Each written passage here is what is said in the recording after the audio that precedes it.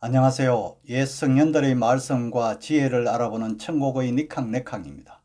오늘은 우리가 살아가면서 가장 행복한 순간을 말할 때 자주 사용하는 말, 바로 오복에 대해서 한번 알아보고자 합니다. 아직까지 이 채널을 보시기만 하시면서 구독하지 않으신 분들은 효율적인 노출을 위해서라도 지금 바로 구독, 좋아요, 알림 설정 꼭 부탁합니다. 그리고 댓글로도 관심을 표현해 주시면 대단히 감사하겠습니다. 여러분, 우리가 인생을 살아가면서 바람직하다고 여겨지는 5가지 복이 있는데요. 그걸 우리는 오복이라고 부르고 있죠. 오복이란 말은 한국 사람들은 옛날부터 즐겨서 온 말로 가장 행복한 삶을 말할 때 오복을 갖추었다, 이렇게 말하였고요.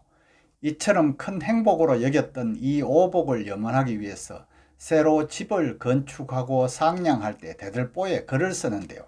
뭐라고 쓸까요? 바로 연놀 일시를 쓰고요. 그 밑에는 하늘의 3가지 빛에 응하여 인간 세계엔 오복을 갖춘다, 이런 의미로 응천상지 삼광, 비인간지 오복, 이렇게 쓰는 것이 전통적인 관리가 되었다고 합니다. 그럼 오복은 어떠한 것들이 있는지 한번 알아볼까요? 오복은 중국 유교의 5대 경전 중에 하나인 서경과 주서, 홍범편에 나오는 문장인데요.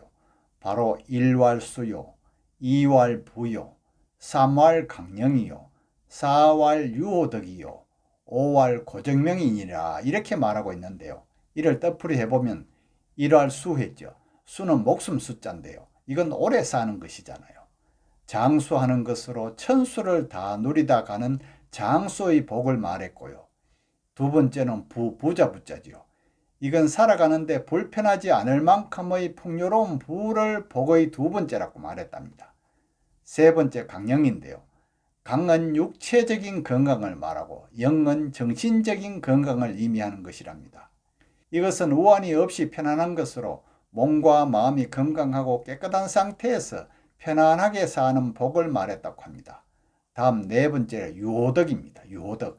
이건 덕을 좋아한다는 뜻으로 오래 살고 풍족하고 몸마저 건강하다면 그 다음엔 이웃이나 다른 사람들을 위하여 보람있게 봉사를 해보자는 것입니다. 이는 선을 권하고 악을 미워하는 선본 사상의 발로라고 생각되죠. 다음 마지막 5번째로 고종명입니다. 고종명은 천명을 다하는 것으로 일생을 질병 없이 건강하게 살다가 고통 없이 평안하게 생을 마칠 수 있도록 죽음을 깨끗이 하는 복을 말한다고 합니다. 모든 사회적인 소망을 달성하고 남을 위해 봉사한 뒤에는 객지가 아닌 자기 집에서 편안히 일생을 마치기를 바라는 소망이 담겨있죠. 그러나 이 고종명은 세월에 따라 많이 변했답니다. 예전에는 집이 아닌 병원이나 다른 곳에서 생을 마감하는 것을 객사라고 하여 금기시되어 왔으나 요즘 들어와서는 대부분이 병원에서 생을 마감하는 경우가 많다고 하는데요. 그만큼 세월이 변했다는 것이겠죠. 다음은 통속편에 나오는 오복을 한번 볼까요? 첫 번째 수입니다. 이 수는 아까 말한 대로 장수를 하는 것이고요. 부는 부유한 삶을 영위하는 것입니다. 세 번째 귀, 이는 귀하다, 소중하다, 지위가 높다, 이런 의미겠죠. 다음 4번째로 강령은 아까 말한 대로 우환이 없이 편안한 것이죠. 다음 5번째로 자손중다입니다. 이건 자손의 숫자가 아주 많다는 것이죠. 통속편에 나오는 오복은 앞에서 말한 것과는 차이를 보이고 있죠. 통속편에는 수, 부, 귀, 강령, 자손중다 이렇게 되어 있는데요. 수와 부, 강령은 동일하지만 유호덕과 고종명 대신 귀와 자손중다를 포함하고 있어 서민층이 바라는 오복은 오히려 이 통속편의 오복이라 할 수 있습니다. 남에게 덕을 베푼다는 유호덕보다는 귀가 더 나았고요.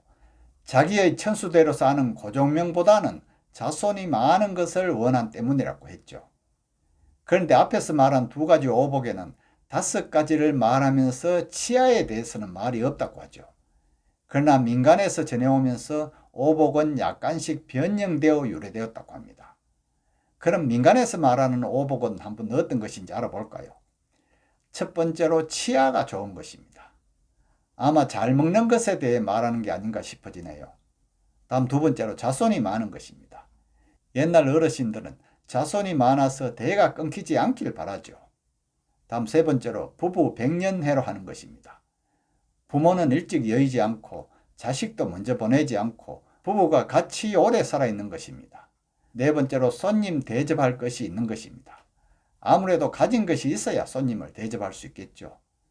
다음 마지막 다섯 번째로 명당에 묻히는 것입니다. 죽어서 명당에 묻혀 무슨 소용이 있겠나 싶지만 죽어서라도 자손들에게 복을 전해줄 수 있는 것이 오복이었다고 하네요. 그럼 사주팔자에 나오는 오복은 무엇일까요?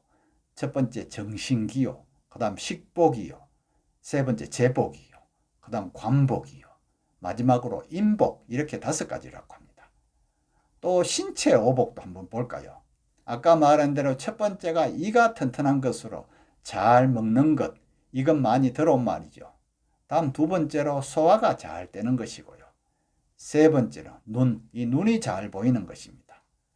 네 번째로 또 귀가 잘 들리는 것입니다. 마지막 다섯 번째로 대변이나 소변을 잘 보는 것입니다. 그럼 현대인들이 생각하는 오복은 무엇일까요?